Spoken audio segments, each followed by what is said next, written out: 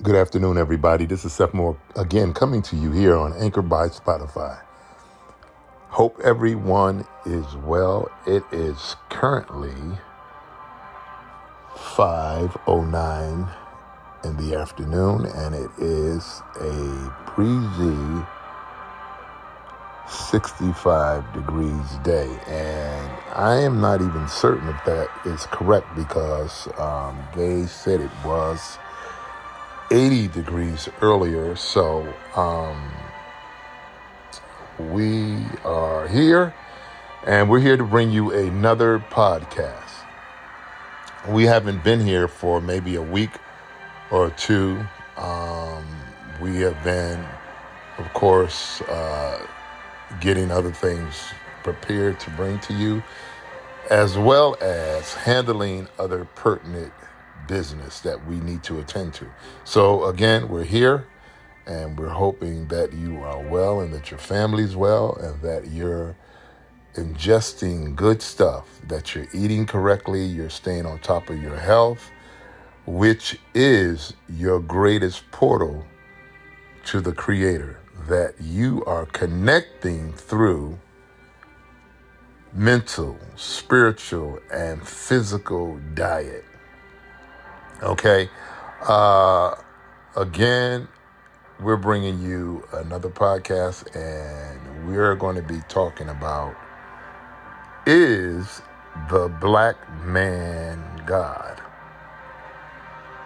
And I'll, of course, be saying some things. There were studies done on this before, and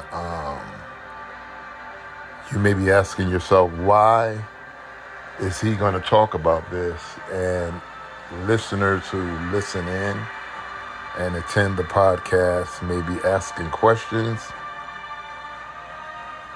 as to the black man, quote unquote. I don't really like using that term black man because these titles and idioms have been used to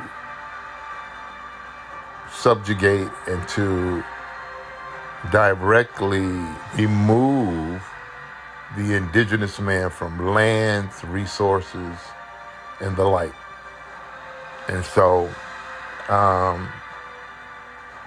sometimes you run into some snags and snares when you begin to use a lot of these different codes and titles and so forth. But we'll just use that for now to, make reference and to give description to this,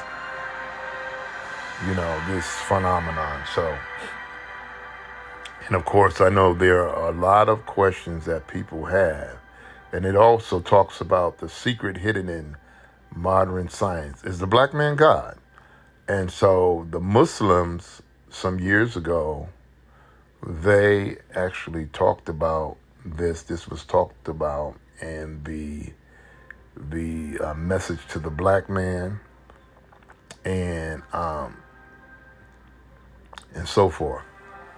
So and when you look around the globe, when you look around the world, and the fight really is, and I'm going to drop something on you.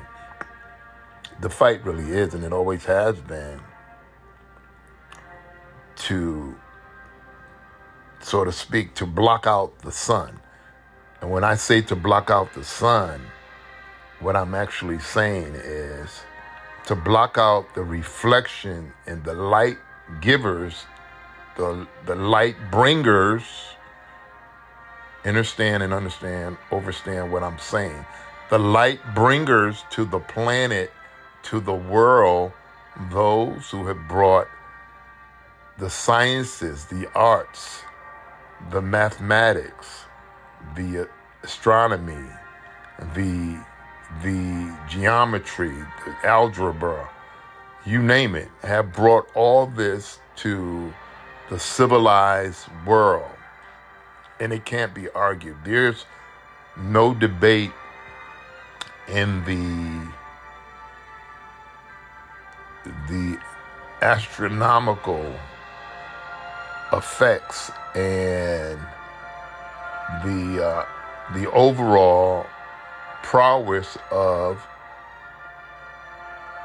you know, innovation when it comes to creating inhabitable, sustainable civilization for man and woman to thrive.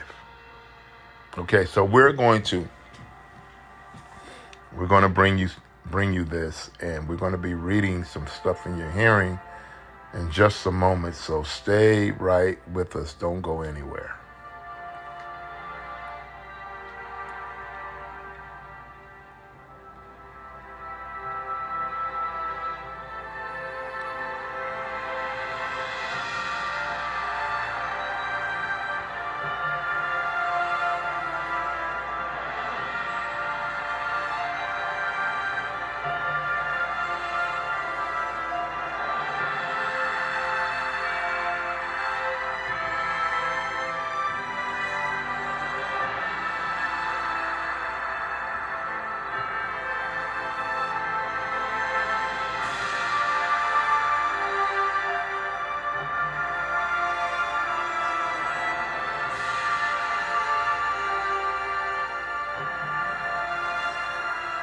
Okay, and we're right back with you again. Here, this is Seth Moore coming again to you here on Anchor by Spotify. Good afternoon, everyone. We are here to, again, of course, bring you another podcast. So we're going to be talking about today, the secret hidden in modern science is the black man God. Okay, and I want to venture to kind of step out and say some things that you may not have heard before, and you've heard it here first. And there's really nothing new under the sun. And so someone somewhere has uttered what I'm going to say, but I'm going to say it nevertheless. Now, the fight that we have in the global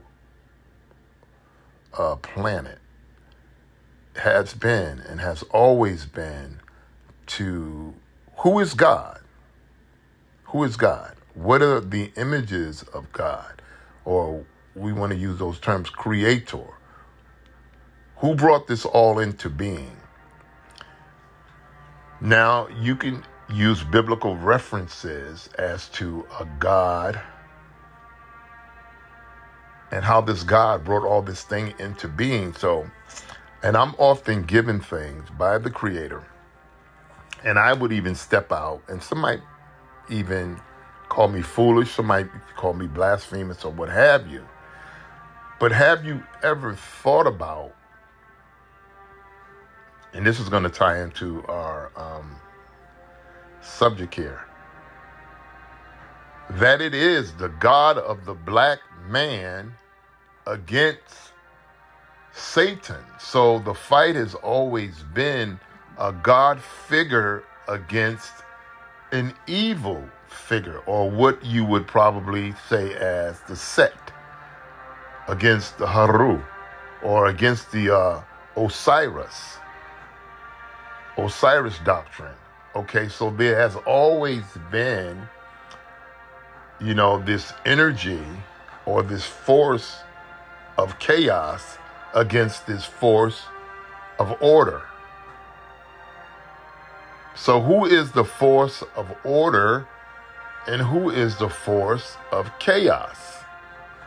The force of order has always been in antiquity and in ancient millennia has been the black man and woman. They have always been the force of order and spiritual guidance of the planet. With, of course, disturbances and interferences of different factions of sect that would come in to bring in chaos and disorder. So what I'm actually saying to you this afternoon is that the order of peace, harmony, righteousness, reciprocity, and all these things that come out of the Kemetic Maya theology has always had its fight against disorder, which is set. So, what am I saying? I am saying that the force of disorder that has been in the planet, that has been in the cosmos, that has been in the world, which still remains, is this force of chaos and disorder against the dark matter of order and consciousness of righteousness that has been governing the planet for millennia. Okay, and again, these orders have been around for hundreds of thousands of years, and in some cases, millions of years. This order of divine guidance, this order of divine peace, this order of divine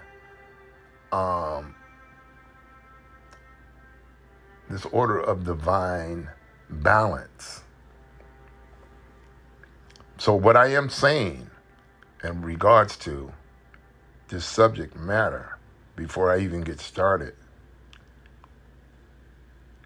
is that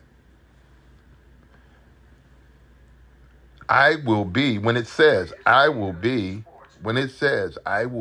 now this is in Isaiah, I will raise my throne. Now listen to me. This is profound, because you may not have heard it this way before, but I'm giving it to you as the Creator gives it to me.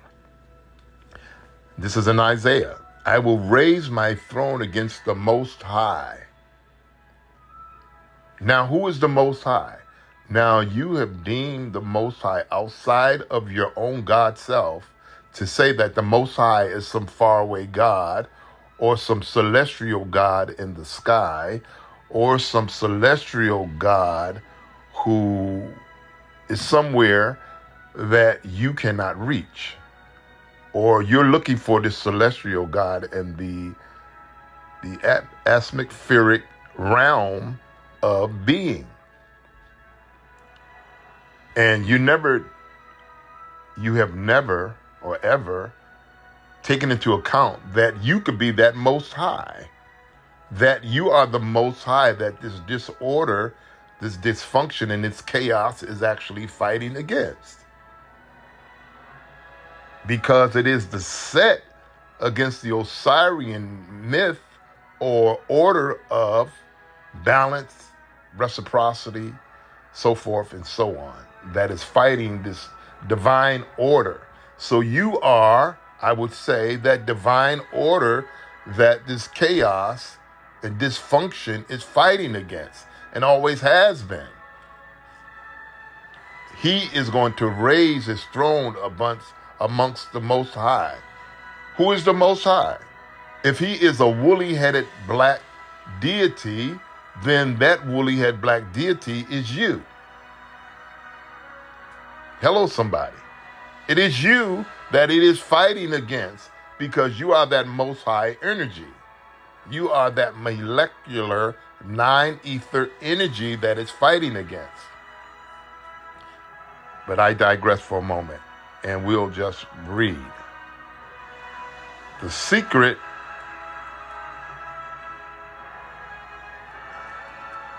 hitting in the modern science is the black man God and the heavens. We raise it high with power, and we are the makers of the vast extent and the earth. We have spread it out. How well we prepared it.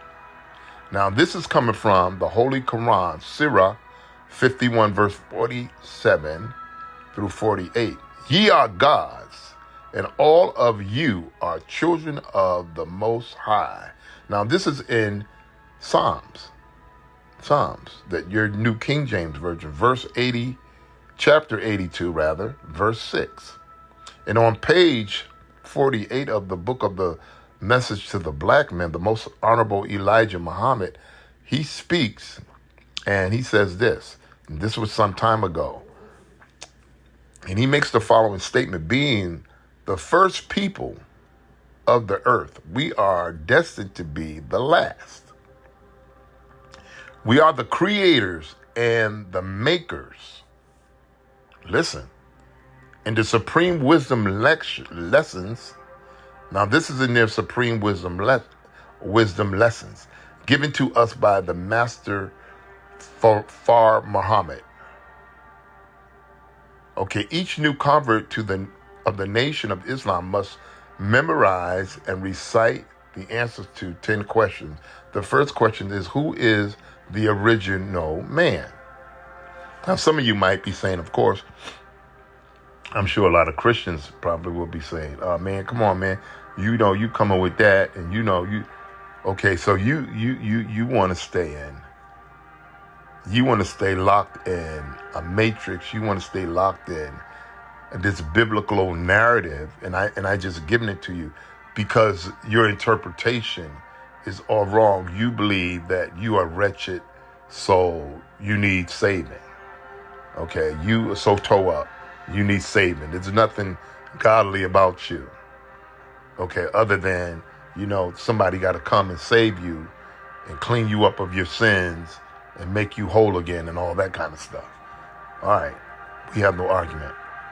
The answer to that question is recited as follows. The original man is the Asiatic black man, the maker, the owner, the cream of the planet Earth, God of the universe.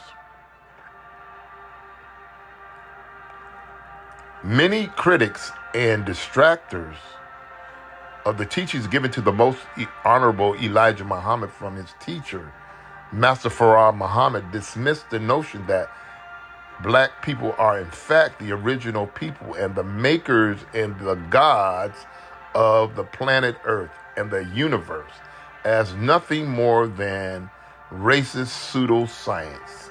That's what they're saying. This is racial pseudoscience. It is, or is it? Let's explore this question from a purely mathematical and scientific perspective. Okay, and so, of course, when you start talking about things like this, of course, you're going to get your distractors and so forth, and you're going to get those white supremacists and even some black supremacists, or those who are anti-black who happen to be on both sides of the spectrum, because you have black folks who are anti-black too. Okay, you certainly do. So we're going to explore this from a scientific and a mathematical perspective. It can be stated that at the cutting edges of this world's scientific knowledge, we will find the divine truths of the teachings of the most honorable Elijah Muhammad. Now, these are just one teachings, and there are many. There are many, and there are even European scientists who have agreed. Okay, so let us go on. As I just read, it says it can be stated that at the cutting edges of this world's scientific knowledge, we will find the divine truths of the teachings of the most honorable Elijah Muhammad. This statement has never been more on point than with new scientific discoveries in the fields of molecular biology and the quantum physics. Okay? These new discoveries are now revealing a hidden, unacknowledged yet astonishing scientific secret that verifies in a mathematical way the reality of the black man and woman as the literal makers of the universe. We brought it into existence, and we'll find out how. Who is the original man? Molecular biology. This is what is being asked. On page 163, in a recently released book titled Black Genesis by renowned Egyptologist Robert Bernal,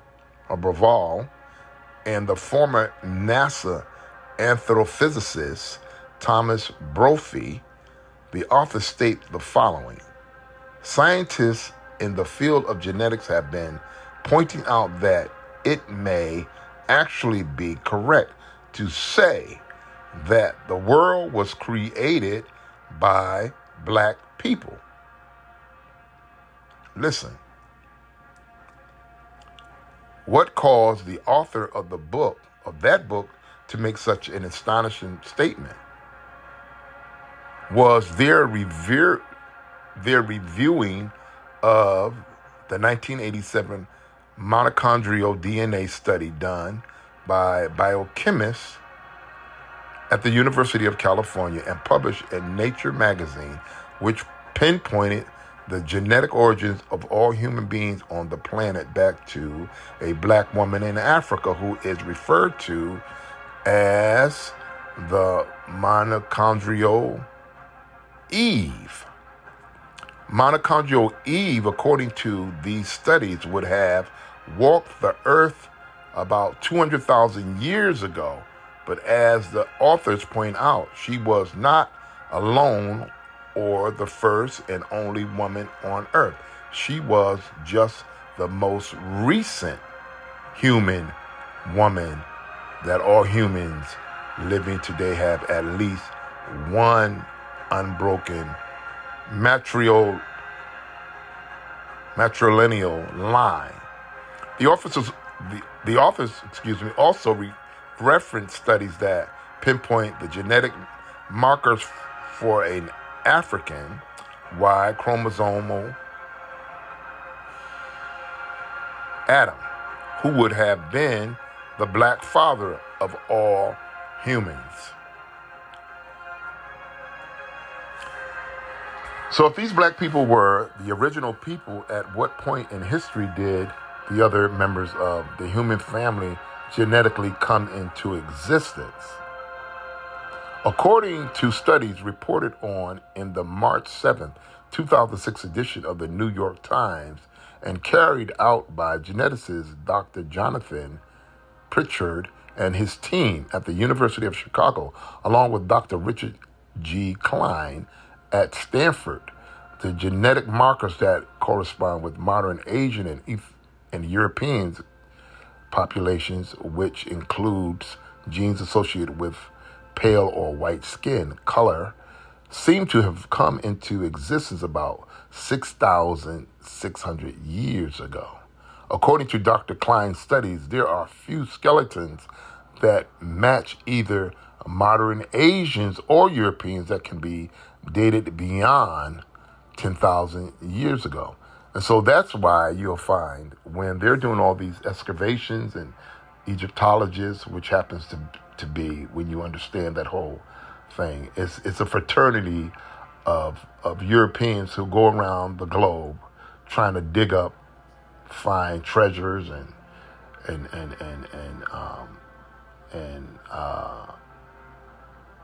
proof of genetic antiquity, as it relates to the human genome and skeletons of species of peoplings of the planet who have been here for, millennia and so forth and so on. Okay, and as they dig, you're not going to find anything European beyond, it talks about after which 1200, somewhere around there, BC or whatever.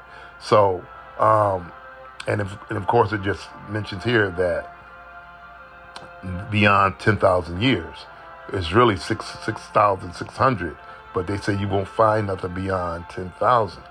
So, okay, so in another study, by geneticist Hans Eberg at the University of Copenhagen and reported on in the January 31, 2008 edition of the Independence UK, it was found that the DNA sequences for the blue eyes were caused by a mutation that is described by Edberg and his team as a disruption in melanin production that took place between 6,000 and 10,000 years ago. According to the study, everyone before that time would have had brown eyes.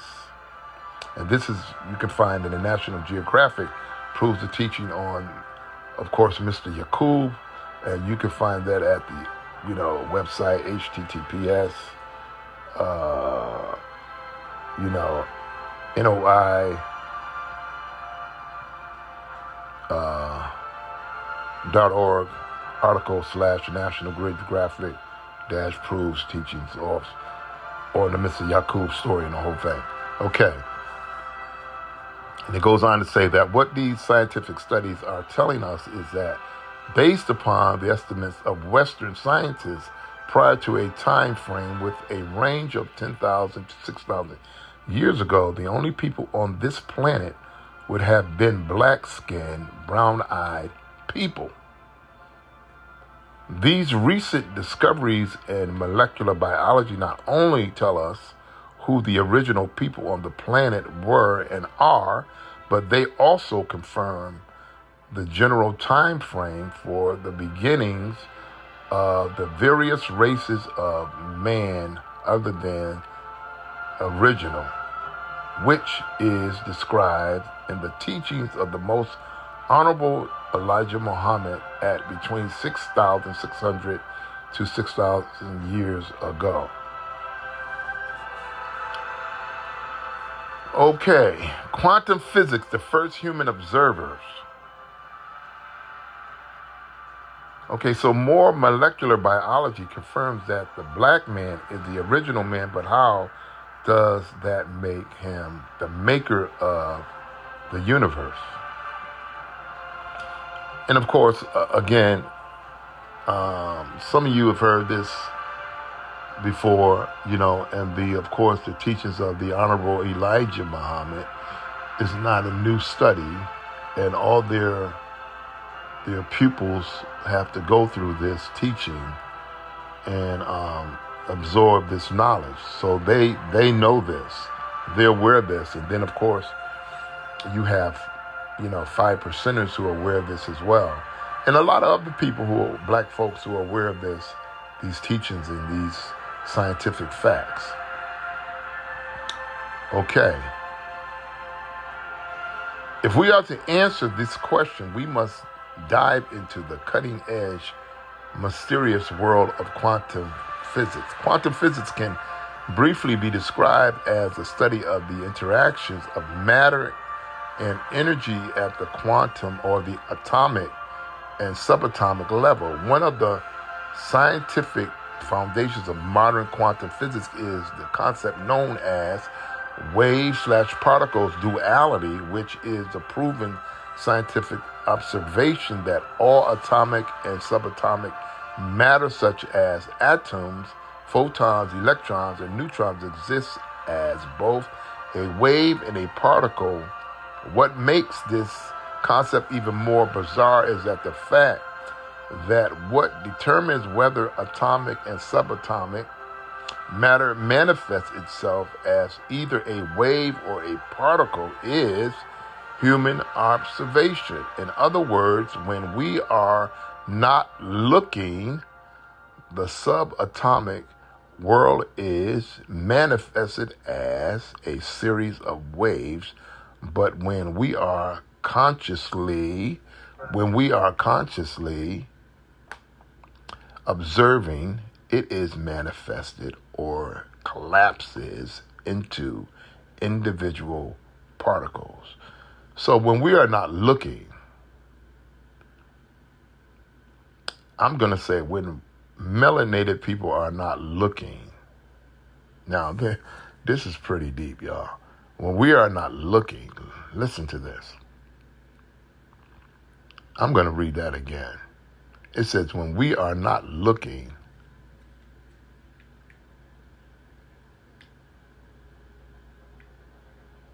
the subatomic world is manifested as a series of waves. Because of our molecular makeup It's just like we just have to look, or we look away, it'll collapse.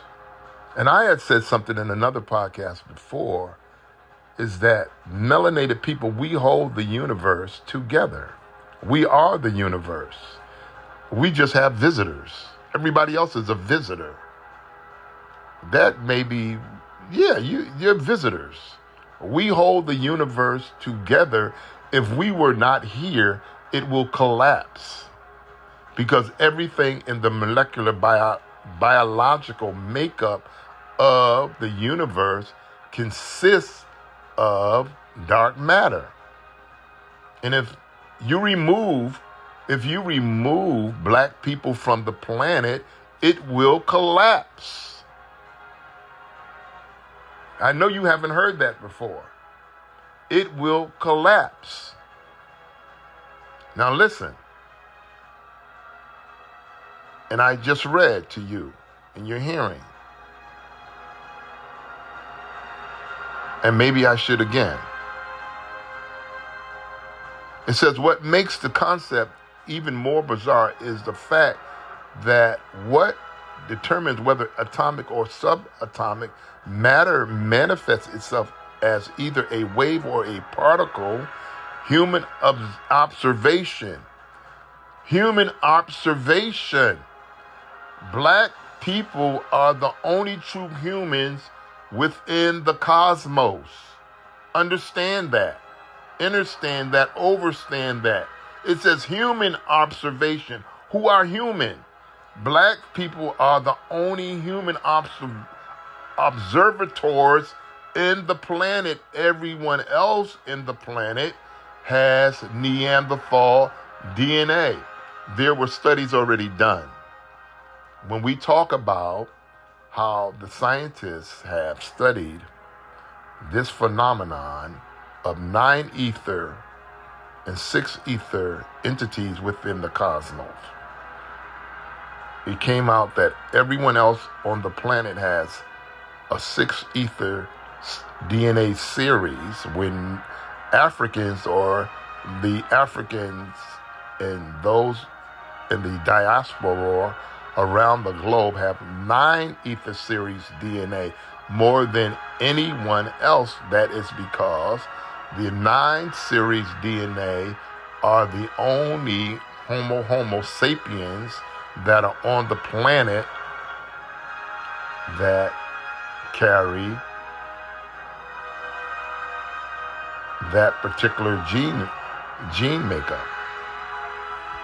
Okay, so here we are. In other words, when we are not looking, I read this a moment ago, the subatomic world is manifested as a series of waves, but when we are consciously observing it, it manifests or collapses into individual particles.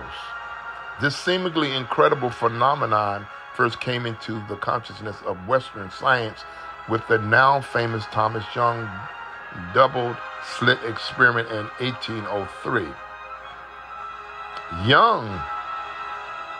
Young's experiment was designed to reveal the wave nature of light, and it involved shooting a beam of light at a screen with 2 parallel slits. This double slit screen was then placed in front of another screen that was designed to highlight the path and patterns produced by the beam of light, or photons, as they pass through the 2 slits of the screen in front of it. In the course of carrying out this experiment, a very strange and counterintuitive phenomenon was observed when the beam of light, which is made up of individual photons, is fired at the double slit screen. There appeared on the back screen an interference pattern indicating that the beam of light behaves like a wave that is spread out in space, thus going through both slits simultaneously, as we would expect a wave to do.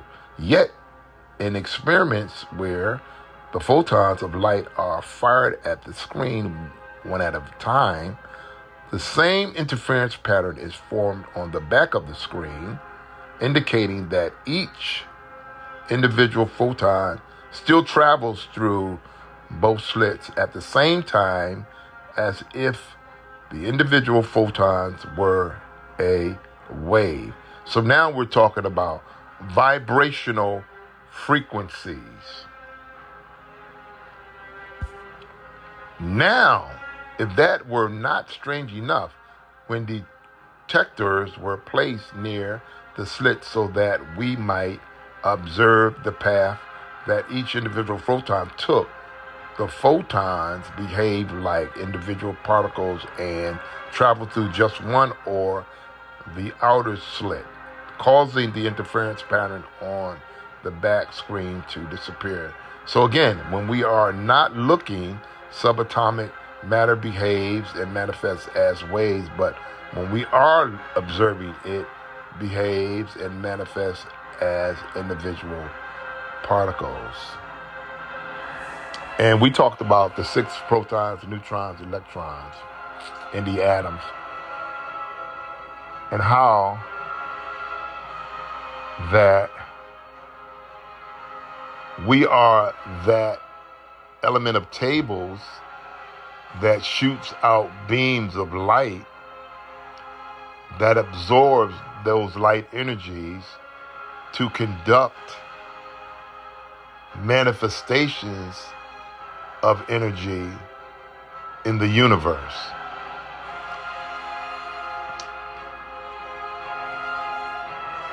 What this actually means is that the very act of human observation itself literally collapses the wave patterns of all subatomic matter into individual particles. As strange as this may seem, this experiment has been repeated and confirmed over and over again in laboratories all over the world, and it is now an established and accepted reality in the field of quantum physics.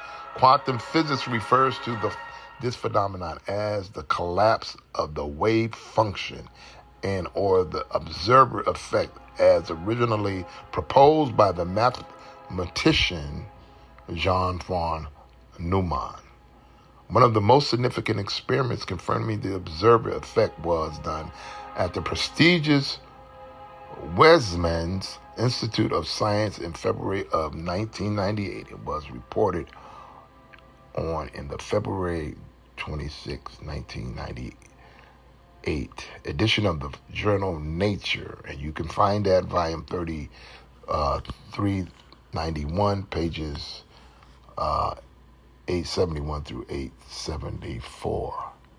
It should be noted that according to quantum physicists, the wave function or wave aspect of subatomic particles can only be represented as a wave of possibility when it is not being observed and not as a localized event or particle. It only manifests or collapses into a measurable particle of matter when it is being consciously observed. Thus, renowned theoretical physicist Amit Goswami, in his book titled God is Not Dead, states that without consciousness there is no collapse, nor material particles, nor materiality. Okay, so now, what are we saying? We are saying that when there's no conscious projection, listen to me,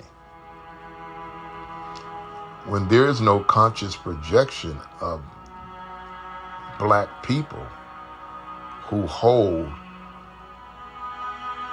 this subatomic energy,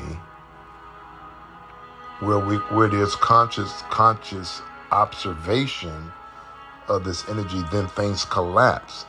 When there's a conscious effort in bringing about this collective etherical nine-ether consciousness, then you have a different reaction. Okay? So it is the observation of these people who create this. Now it talks about, and we're gonna get in some more of this. So we're gonna ask that you stay with us. We don't want to rush this, so we're gonna take a pause and we're gonna come back. This is the bringing of the universe in existence by the conscious quantum physics molecular energy being emanated through the universe through the black consciousness of the black man and the black woman. And I'm giving to you this as it's being given to me. And you might say, oh man, that's crazy, bro. Yeah, it is true. So the fight is against the higher consciousness of the godness of man. Okay? Because if you are, listen to this, if you are deeming and you're saying that Jesus, for one moment, think about this, was a man, the God man on the planet, and that you are connected to this source, this spiritual source, what would that make you? If you properly interpret this, not as a worship, because you have to understand that this whole thing has been flipped on you to get you away from your God self. You are that Christ. It is you who are that Christ. I know that's hard to take in. I know that's hard to fathom, because you want to look at something outside of yourself that you feel you need to worship. You feel that you need to pay homage to.